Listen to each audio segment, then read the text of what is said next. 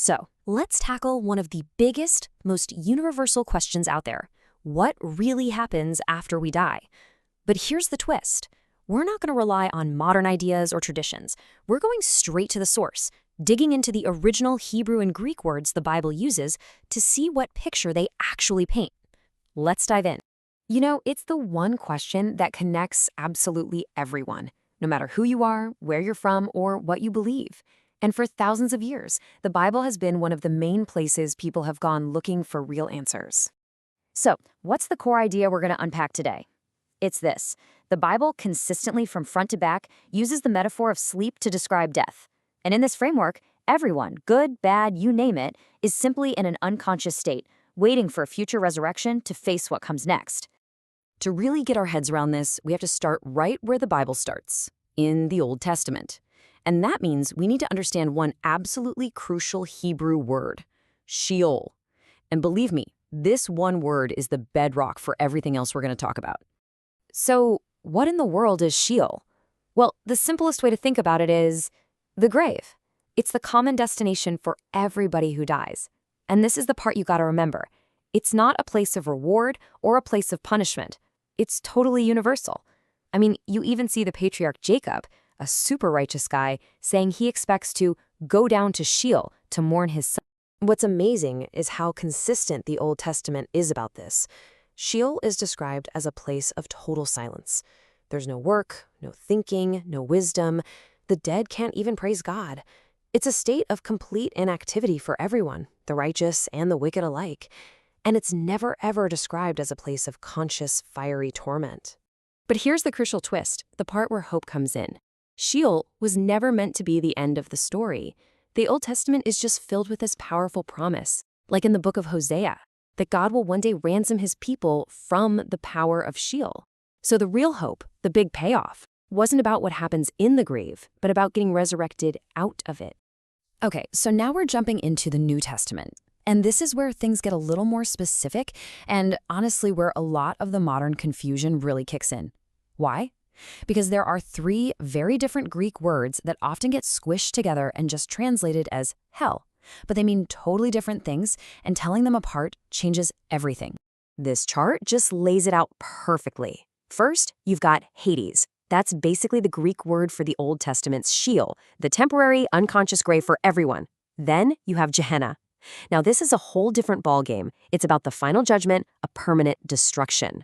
And lastly, there's Tartarus, a really specific term used only once to talk about a temporary prison for some fallen angels, not for people. You can see right away, if you mix these up, you're going to get a totally different picture of what's going on.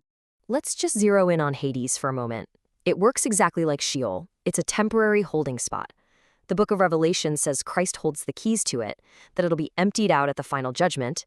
And then, and you really got to hear this, Hades itself gets tossed into the lake of fire and destroyed. Now think about that for a second. How can a place of eternal torment get destroyed? It just doesn't add up. Gehenna, on the other hand, is all about finality. Jesus himself warns that God can destroy both soul and body in Gehenna.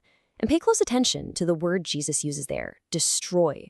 He doesn't say torture or torment forever, he says destroy. Complete and total annihilation. And Tartarus? Well, that's almost an outlier. It pops up just one single time in the entire Bible. And the context makes it crystal clear that it's talking about a specific group of rebellious angels being held in reserve. So to put it simply, it's got nothing to do with us humans. Okay, so far, this framework seems pretty solid, right? It's consistent. But I know what you're thinking. What about those Bible verses that seem to say the complete opposite? You know the ones. So let's really put this death is sleep idea to the test against some of the toughest passages in the book. First up, the big one, the thief on the cross. Jesus tells him, "Today you will be with me in paradise." I mean, that sounds about as immediate as it gets, doesn't it? So how on earth does that fit into this idea of sleep? So here's the verse that we all know so well. But believe it or not, this entire massive debate all comes down to where you put a single comma. A comma, by the way, that wasn't even in the original Greek text. All right, let's break this down. First off, The original Greek manuscripts, they had no punctuation, no commas, no periods, nothing. Translators added them hundreds of years later. And second, and this is a huge clue, 3 days after his death, Jesus himself told Mary Magdalene that he had not yet gone up to his Father. So he wasn't in paradise that day. So, what if the translators just put the comma in the wrong spot? Read it this way: I say to you today, you will be with me in paradise. Suddenly, it's not a statement of timing, it's a solemn promise made on that day about a glorious future event. The meaning flips completely. Okay, next challenge. The story Jesus told about the rich man and Lazarus. It's got one guy in comfort, another guy in torment, talking to each other right after they die. I mean, come on, doesn't that just prove the whole conscious afterlife thing? Well, the key to unlocking this one is remembering what a parable is.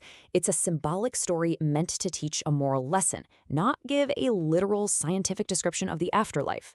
I mean, the details are obviously not literal. People don't have physical bodies with fingers and tongues after they die. See, the point of the story wasn't to give us a map of the afterlife. It was a fiery warning to the religious leaders of his day about ignoring the poor and, more importantly, ignoring the scriptures they claimed to follow. And for our final test, how about that famous line from the Apostle Paul? To be absent from the body is to be present with the Lord. This one feels like a total slam dunk, right? Case closed, you go straight to heaven. With this one, context is absolutely everything. If you read the whole chapter, you see Paul is wrestling with his desire. He's basically saying, man, I'd much rather be done with this earthly body and this life of suffering and finally be present with the Lord. It's his ultimate preference, his ultimate hope. And in all his other letters, he always connects that moment of being with the Lord to the future resurrection when Christ returns. So it's not a technical play-by-play of death. It's a beautiful expression of his ultimate hope. So when you take a step back, after looking at the original words and wrestling with these tough passages, what's the big picture? What is the single unified hope that the Bible seems to be pointing us towards? So the biblical timeline of hope, when you lay it all out, looks something like this. First, at death, everyone enters that unconscious sleep in the grave. That's Sheol or Hades. They rest there until, step 2, Christ's return. That's the catalyst, the event that kicks everything else into motion. That leads to step 3, the resurrection of all the dead. It's only after that that we get to step 4, the final judgment. And the whole grand story culminates in the final step, the complete restoration of a new heaven and a new earth. So what does all this actually mean for us? Well, the implications are pretty huge. For one, it means our loved ones who have passed on are at peace. They're not suffering. It also means God's justice is something that is certain, but it's future-focused. And maybe most importantly, it shifts our ultimate hope away from just escaping our bodies at death and toward the incredible promise of resurrection and the restoration of everything. It all comes back to this one incredible promise from the very end of the Bible, which really sums up the entire goal. Behold, I make all things new. The end game isn't escape. It's total, beautiful restoration. So we'll leave you with this final thought to chew on. What if the ultimate message of the Bible isn't about how we escape this world when we die, but about God's breathtaking plan to one day redeem and renew this world completely, with a resurrected humanity living right at the very heart of it?